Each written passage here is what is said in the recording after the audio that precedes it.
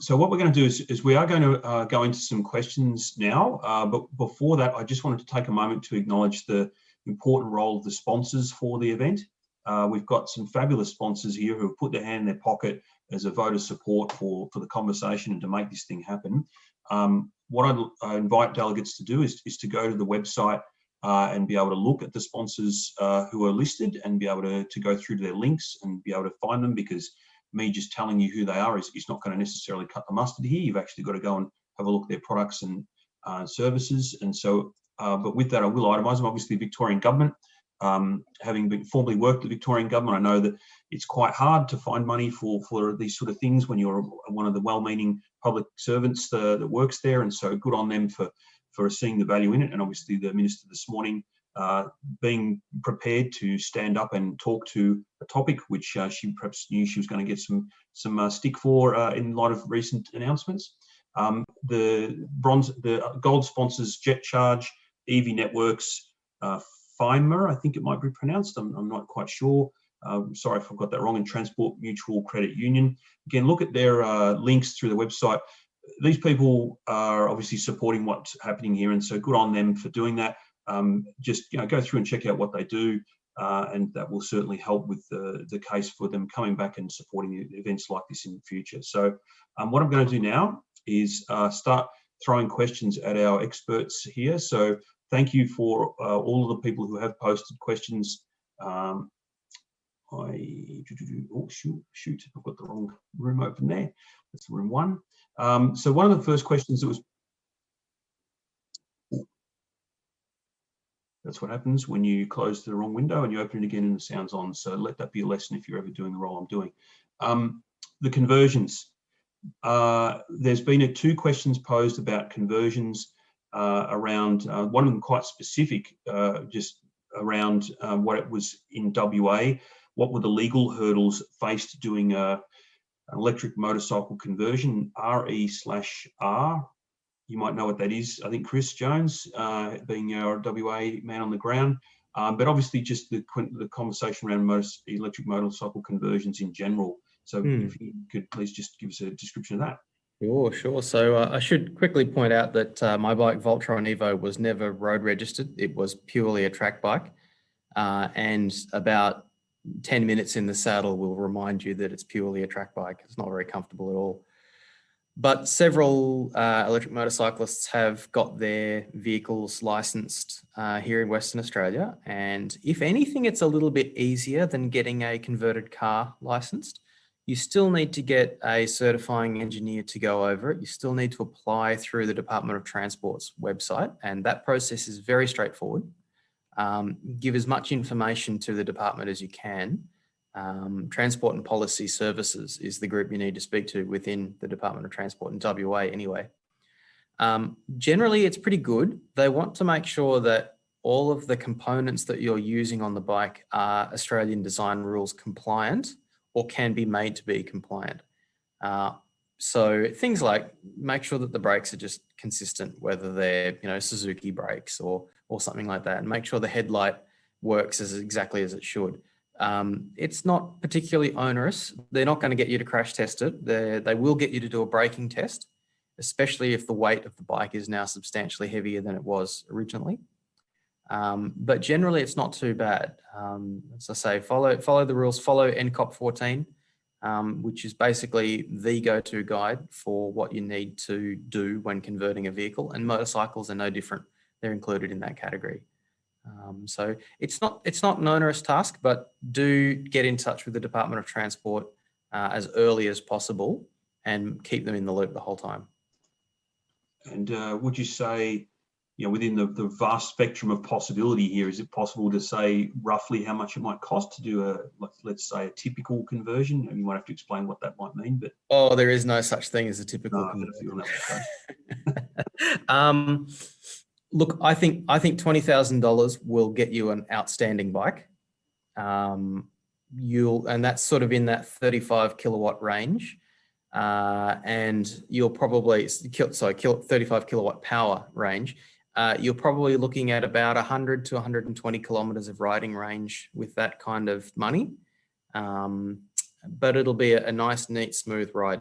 I definitely don't recommend DC motors in motorcycles simply because they're too heavy. They're too big and too heavy and they won't work. But that said, one of the electric motorcycles that I saw was a Suzuki here in Perth, and it was using a DC motor and it worked quite fine. It just didn't like getting wet. So I think the certifying engineer who let that one go under the radar was probably a bit lucky. Look, I think $20,000 is a safe place to start. You could probably do it for half that, but you'll have limited range, you'll have limited power. It may not like getting wet. Electronics and water don't mix, and that works for petrol bikes too. When things get wet on them, they stop working.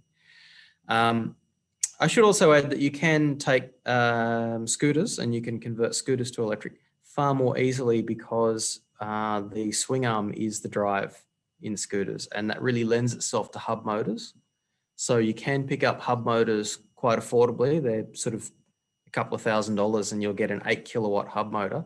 They're great because they're not super powerful, but they will get you up to road legal speeds, and they free up a whole stack of room for batteries in the bike. And that's the number one headache you will encounter on a motorcycle conversion project is volume, not weight. If it doesn't fit, it doesn't matter how heavy or light it is. So make sure you can fit all the batteries in the space you want, and don't have things hanging out or saddlebags full of batteries. It's really not a good look, and the certifying engineer will generally advise you against that.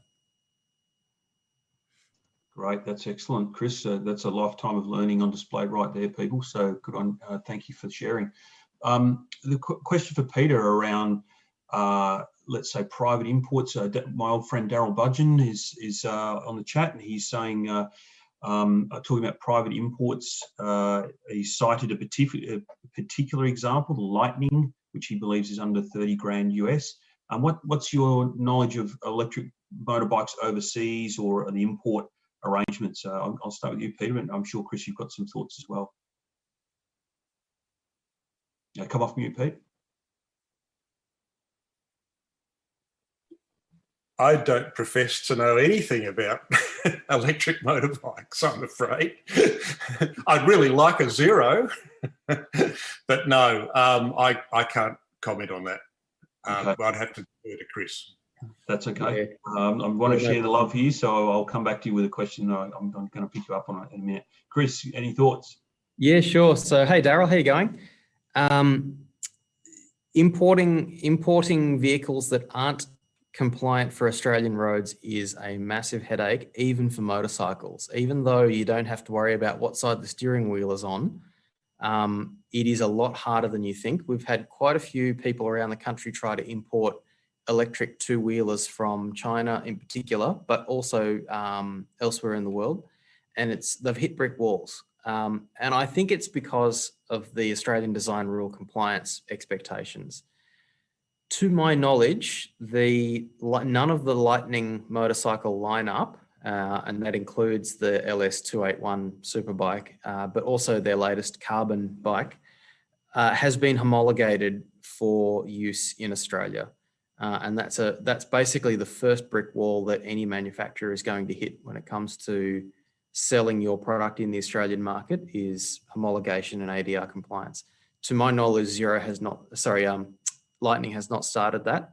Zero has started it with their DS series bikes and their SR bikes, but the SR Plus, which is their latest machine, so far as I know, hasn't been homologated in Australia, but I'm told that they are working on it. So yes, unfortunately, our bureaucracy makes it hard to import vehicles, even motorcycles. Excellent. Thanks, Chris. Fortunately for me, Ben Silver's come through the question, which I think is right up your strata, Peter. So he's talking about the ways in which we could encourage the Australian government and the broader motorcycling community to get on board and really try and support electric, let's say, micro-mobility, go all the way up through to obviously the more the super bikes that we've been talking to here. What's your feeling about how that might be best done? Well, thanks, Christian, and for the question. As I indicated in one of my slides there, it really is a serious exercise in setting realistic expectations. Don't try and boil the ocean, just look at a little bit to be able to take on. And then you really have to duchess it around town. There's just no substitute for slowly and steadily, politely, nicely approaching politicians, stakeholders. And what we found, we were quite interested when we went to talk to Pedal Power. We had a couple of meetings with them. And as I said, initially they were pretty resistant, but they eventually decided that perhaps coexistence was going to be a reasonable thing. A degree of pragmatism again. Public transport users, and obviously in lots of CBD situations, even with e-bikes, and I'd imagine some states don't allow parking on pavements and things like that with motorbikes. The pedestrian community it can be very, very strong. And so you can't just assume that everybody is either going to love or hate the thing that you're in favour of. So you've just got to chip away at it. I think the trials are a good way of demonstrating to people that good things can happen. But in my research, one of the things I found, Chris, apparently it was written up in Perth Now that one of the major media reportable notables from the trial in the Perth CBD of e-scoots was the number of people who were issued with infringements for riding under the influence. That's a really bad look. And, you know, you just have to despair that people take on things like that. So I know the first week, as I said, I was at South Bank after the AEVA conference up there a couple of years ago, and we saw some people doing some really dumb things on the Lime scooters. And I think subsequently the Brisbane City Council actually suspended the trial for a little while they got things sorted out, and they relaunched it. And I think Adelaide might have done the same thing. So if you can get a trial going, then that's fine, but you've got to work doubly hard then, because as soon as the public are involved, you can get people who maybe don't share the same level of reality that's required to get a positive message across. Yeah, that's sage advice. Chris, you've got something to say, I'm sure. So yeah, I just add on the introduction of electric motorcycles to the broader motorcycling community has been interesting. It's by no means an antipathy. I think that there's actually a lot of people who are really keen on them. Yeah, as long as you're quiet, it's all good. Sorry, I'm using a classroom here at TAFE. I think look, when we had the bike and we were racing it at the racetrack, the racers loved it. You know, petrol bike racers absolutely loved it. They love what we were doing. I think it was the commentators and the promoters of the racing series who simply didn't get it. They were very old school. They thought, oh, we need the noise. Without the noise, there's nothing to come here and see. And the irony was that, of course, there were no spectators anyway. It's motorcycle racing. You know, it's like I said, we're on the fringe. So I think the trick is to let them have a ride, let them have a go and see what they think, and they'll come around to it for sure.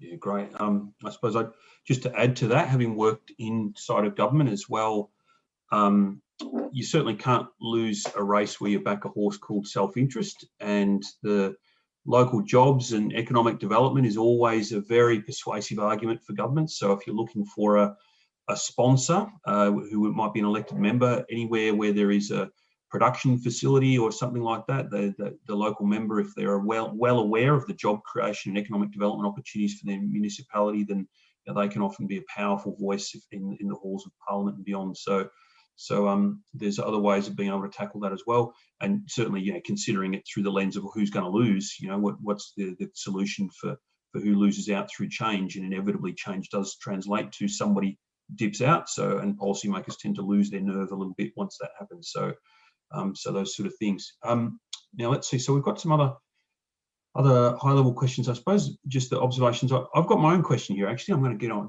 I've got the microphone, so why not? I'm aware of the Australia Post trial of where they're going with electric three-wheelers, for instance. A lot of that's because the old C110s can't carry parcels as well as they might. They're not that safe, and of course, parcel delivery is now the mainstay of deliveries.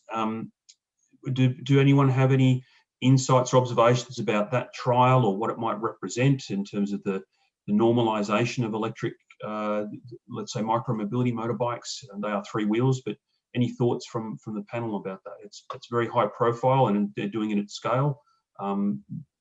Peter? I'm not sure how the Australia Post trial is going. I'd be very surprised if it comes up with negative results. But I would say that at the last three, I think, AEVA national conferences, we've had a very strong supporter in a guy named Wolfgang from Brisbane, who's gone through hell and back to actually get three-wheeler electric delivery vehicles approved. And I understand that, and maybe he's in the audience, but I understand that he's able to sell those with minimal restriction, and that's got to be a good thing. Chris, yes, I think that there's a very successful effort happening in Adelaide with essentially e-bike tuk-tuks, moving people around the CBD. We were quite lucky to go for a ride with some, and there was a small business. They were making these machines right there in the heart of Adelaide. So, and yeah, I think Australia Post was right to sort of transition to these electric machines, as you say, not because they were electric, but simply because it was easier to get them to carry parcels, which is the mainstay of their activities now. Yeah, it's captivating. So just as an observation before I throw back to Peter about an earlier question, the proliferation of transport solutions, mobility solutions is a bigger picture question that we continue to contemplate at AGL. What's our role in supporting the electrification of transport, and down at this end of the scale where it's local neighbourhood activities, parcel delivery. I've been doing quite a bit of work recently in the last mile delivery space and contemplating how that might work in future, and certainly electric micro mobility solutions that may be operated overnight. McKinsey have speculated that 80% of parcels in the next 10 years will be delivered by autonomous vehicles. And so you will expect to see electric local drop-off pickup shuttles idling around your streets, particularly if you live in a dense area of the city. Perhaps not so much in Merimbula. I reckon they'll stick with the posties for that. But yeah, certainly that seems to be the trend. You'd see that in places like Singapore, etc. Highly dense urban environments where they've got high labour costs, and so they'll try and remove the drivers. So it's a very interesting space right now. But Peter, I'm going to revert back to you because I did perhaps not give you an opportunity to answer an earlier question or add to it. So Peter. Oh, thanks very much. No, I was just going to add a little bit to what Chris was saying there about, and you, about local employment opportunities. And one of the things we found with the Segway trial, as I said, was it spawned a Segway hire organisation. Those folk were then quite supportive of an expansion of the trial and ultimately the regulations being changed. And we now have two international firms operating in the ACT. We've actually had a presentation at the local AEVA monthly meeting from one of them, and they're very positive about the future and looking at expanding their area of operations. And the final thing I was going to just say is to caution people, if they're thinking of going off and doing their own thing and demonstrating that e-scooting is safe, rather like importing your own electric motorbike and then finding that you can't get it certified. I'd just like to caution people that the fines can be in the order of thousands of dollars if you're found and convicted of riding an e-scoot, for example, with a motor, a rated motor of more than 200 watts. Victoria's $862, and I had another one there that was $133. So I mean, the numbers can add up. And certainly, there are a couple of professional people in Sydney who didn't realise that the degree of illegality of riding e-scoots on the footpath and they were actually taken to court and made an example of. So, really emphasising trying to do the right thing.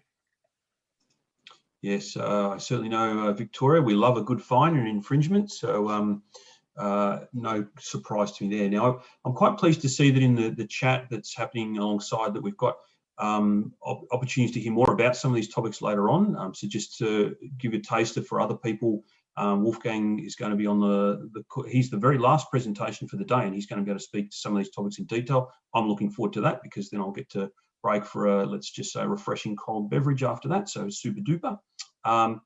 But I think other than that, we probably are going to finish slightly early, unless there's a question from one of our presenters who to either myself or the other presenter. And otherwise we might break just 10 minutes early. But Chris or Peter, is there closing comments from yourselves or questions? Yeah, I might chime in if I could. I think we do really need to remind our state governments, in particular, that motorcycling. There's been this real motorcycling is dangerous, so don't do it kind of attitude, and it's frustrating in that, yes, if you act like a silly bugger and you don't ride defensively, your risk of coming off and getting hurt's higher. But it's really unfortunate that danger scare story has prevented us from becoming, a real leader in clean, low impact mobility. And I think it's important that we try and find people in government who ride motorcycles or who ride push bikes, for example. They're more likely to be a bit more sympathetic to our cause and possibly listen and send the message further up the chain. So yeah, don't let the naysayers get you down. Basically, if it's considered unsafe by some, it usually means it's considered fun by all. Yeah, great observation. So, and a positive note to finish on too, obviously, for everybody. I think everyone who's on the call, whether it be listening or speaking today, is someone who believes in a better future, to be honest, about how we can make the world better using technology and what sort of place it can be. So on that note, on that very positive note, I'd like to thank our presenters, Chris and Peter. So thank you very much for dialing in from other places in Australia. It's a pleasure to link up and see you again, Chris. And thanks for your expert input. And I look forward to hearing more about all of your efforts. Thanks.